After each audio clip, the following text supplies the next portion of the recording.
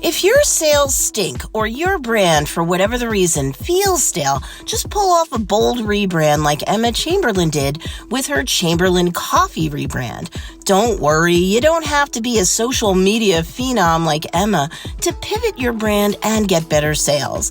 But you must follow the system she used, and we're going to share it right here in this video. Now, the reason you might want to rebrand could be the same reason why Emma wanted to rebrand Chamberlain Coffee. Let's see. Sometimes people rebrand their business because they just don't like their logo or brand name anymore. But there are plenty of reasons beyond that to rebrand. You might need a rebrand because your business is expanding in scope and entering a new market. So maybe your business name is too limiting. Usually, though, a rebrand may be in order because your current brand just is not doing anything to differentiate you in the marketplace. Let's take the original branding of Chamberlain Coffee. It was very beige, very bland, let's be honest, boring. So even though Chamberlain Coffee was leveraging a fresh concept of its product being packaged for single-serve use where you could steep it like a bag of tea, the branding didn't stand out even when the concept itself did. So sometimes the concept can be so exciting that it can do all the heavy lifting itself, but here Emma's Chamberlain Coffee was not such a case.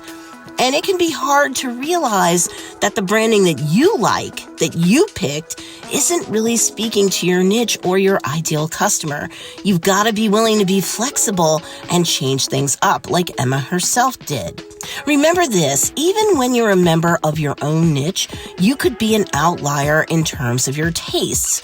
So if the market is rejecting your branding, you have to be ready to pivot by weaving in branding elements that are currently resonating with your niche. Things like market research and social listening can come in handy here.